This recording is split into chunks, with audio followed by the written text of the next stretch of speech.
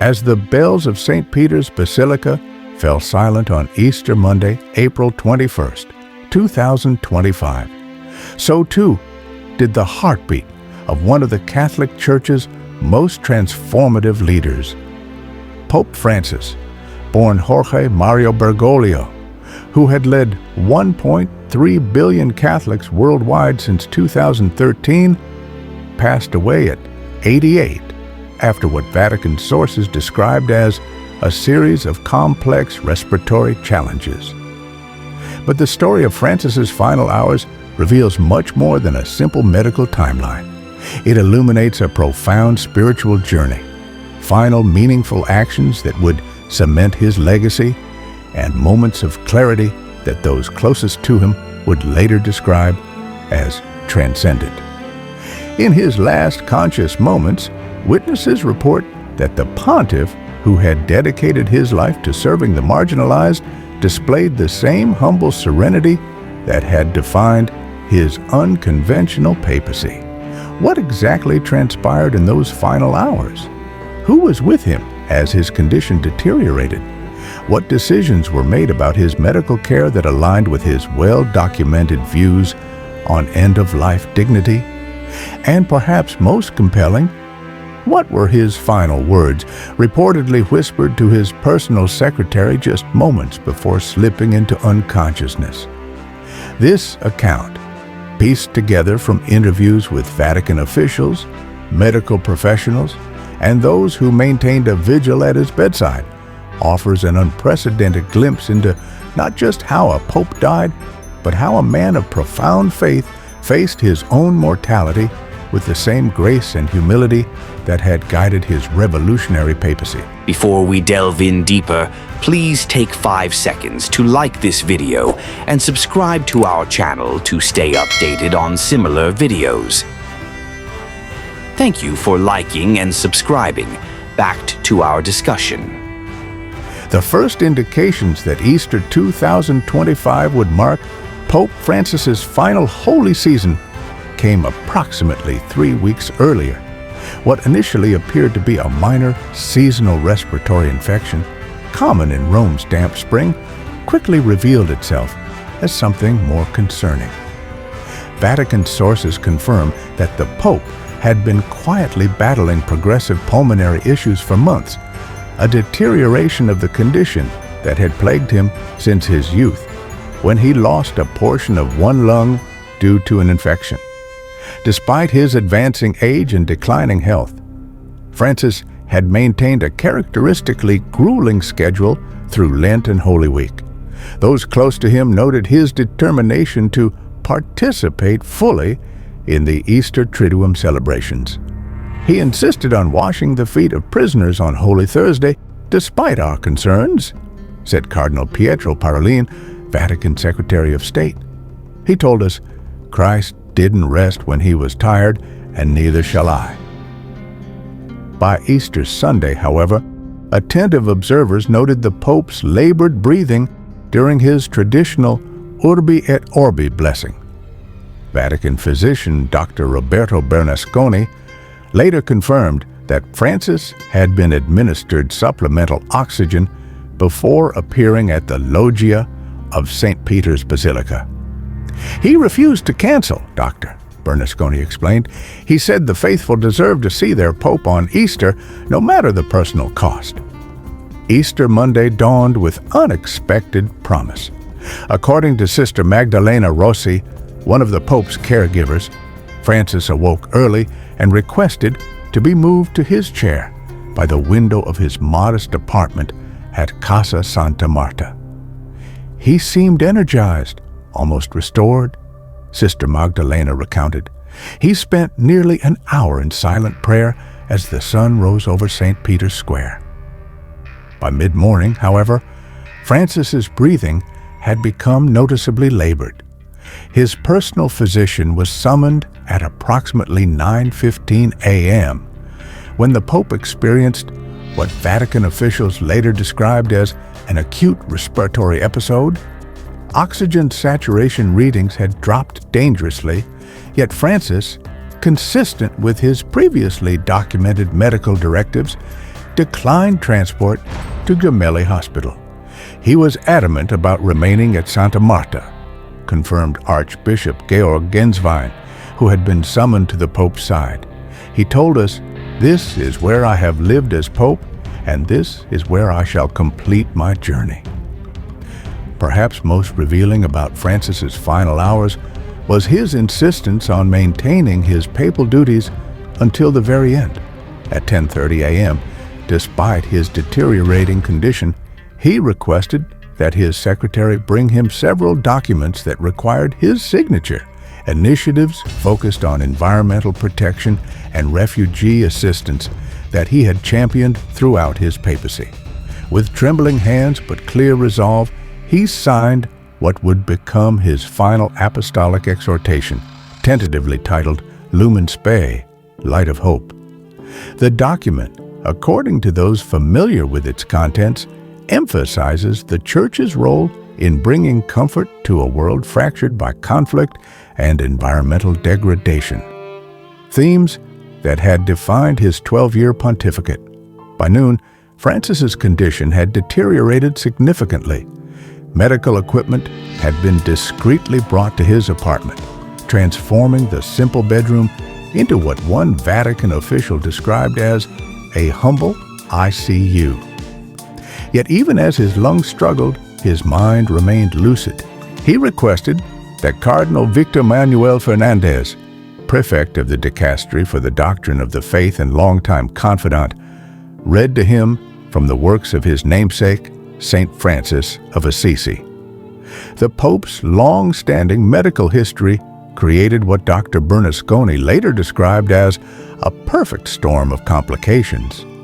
The partial lung removal during his youth in Argentina had always limited his respiratory capacity. This, combined with arthritis that restricted mobility, had gradually compromised his overall pulmonary function. Vatican medical experts consulted for this article explained that respiratory failure in elderly patients often follows a cascading pattern. What we typically see is not one catastrophic event, but a series of compounding factors, explained Dr. Elena Conti, a pulmonologist not directly involved in the Pope's care, but familiar with similar cases. Decreased mobility leads to fluid accumulation in the lungs, which increases the risk of infection. The infection further compromises already limited lung function, creating a cycle that becomes increasingly difficult to break. By 2 p.m., Francis had developed symptoms consistent with pneumonia. X-rays confirmed fluid accumulation in both lungs. Despite aggressive antibiotic therapy and supplemental oxygen, his condition continued to deteriorate. At this critical juncture, according to Archbishop Genswein, Francis made his final medical decision, consistent with the principles he had articulated throughout his papacy regarding end-of-life care. He refused mechanical ventilation, the Archbishop confirmed. He said, "I have taught that extraordinary measures that prolong suffering without hope of recovery are unnecessary. I must live and die by my own teachings." As medical options narrowed, Francis's focus reportedly turned increasingly toward spiritual matters. At approximately 3 p.m., the hour traditionally associated with Christ's death, he requested the anointing of the sick, formerly known as last rites. Cardinal Parolin performed the sacrament in a ceremony described by witnesses as both solemn and intimate. Present were several members of the Roman Curia, representatives from the Society of Jesus, the Jesuit order to which Francis belonged, and 3 nuns from the Missionaries of Charity, the order founded by Mother Teresa, with whom Francis had shared a special affinity. He received the sacrament with profound peace, reported Sister Maria Evangelina, one of the Missionaries of Charity present. His face showed no fear, only acceptance, and even a kind of joy. What followed, according to multiple sources, was an extraordinary period of clarity that many in religious circles might describe as a terminal lucidity, a phenomenon sometimes observed when dying individuals experience a final surge of energy and mental acuity. During this period of clarity, Francis reportedly dictated brief messages to several world leaders with whom he had worked closely on issues of climate change, economic justice, and peace initiatives. He requested that his personal secretary contact specific individuals within refugee communities he had visited, ensuring they knew they remained in his prayers. Most poignantly, he asked for a simple piece of paper on which he wrote what would become his final public statement. "I depart with gratitude for the privilege of serving.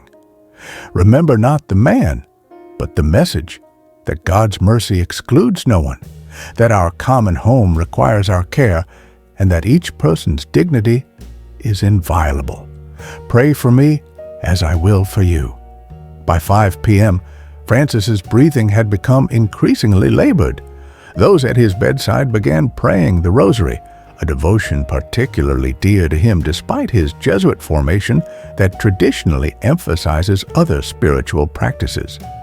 According to Sister Magdalena, it was during the sorrowful mysteries that Francis, between increasingly strained breaths, shared what would be his final words. He looked toward the window where the late afternoon sun was streaming in, she recounted. He smiled slightly and whispered something in Spanish that sounded like "La misericordia. Finalmente la comprendo." Mercy. I finally understand it. Then he closed his eyes. From a strictly medical perspective, the end came peacefully. At approximately 5:37 p.m., Pope Francis experienced what Dr. Bernasconi later described as respiratory arrest followed by cardiac cessation. No heroic measures were attempted, honoring the Pope's explicit wishes. His oxygen levels had been dropping steadily for hours. Dr. Bernasconi explained, the body simply couldn't compensate any longer. The heart, stressed by trying to circulate blood with increasingly less oxygen, finally surrendered. The official time of death was recorded as 5:41 p.m., though several present indicated that the actual moment came minutes earlier. Cardinal Parolin, following ancient tradition, called the Pope's baptismal name 3 times, Jorge Mario, and upon receiving no response, declared in Latin, "The Pope is truly dead." Following protocol established centuries ago, the Camerlengo, Cardinal Kevin Farrell, approached the body and gently tapped the Pope's forehead 3 times with a small silver hammer, calling his baptismal name.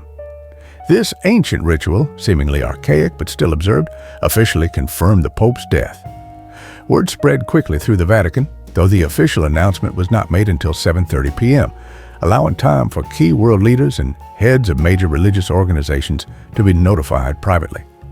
The bells of St. Peter's began to toll slowly, a somber announcement to the city of Rome that their bishop had departed. Within hours, crowds began to gather spontaneously in St. Peter's Square, many holding candles despite the light rain that had begun to fall. Witnesses described the gathering as remarkably silent, thousands present, yet conversations conducted in whispers, creating what one observer called a cathedral of shared grief under the open sky. Inside Santa Marta, Francis's body was prepared according to traditional practice. He was dressed in the simple white papal vestments he preferred, with a rosary entwined in his fingers and a small metal cross, the same unadorned pectoral cross he had worn since his elevation to the papacy, placed on his chest. Notably absent were many of the more elaborate traditional elements used in papal funerals of previous eras. This simplicity reflected specific instructions Francis had left regarding his funeral arrangements, directions that emphasized humility and rejected pomp. What makes Pope Francis's death particularly significant beyond the passing of a global religious leader is how thoroughly it reflected the principles by which he lived. A pope who repeatedly emphasized accompaniment of the suffering rather than judgment, was himself accompanied in his final hours by those who had served alongside him. A pontiff who had written eloquently about accepting the natural limits of medicine chose comfort care over technological intervention when his own time came. Dr. Giovanni Marchesi, a bioethicist at the Pontifical Gregorian University, observed, "In his dying as in his living, Francis provided a powerful catechesis.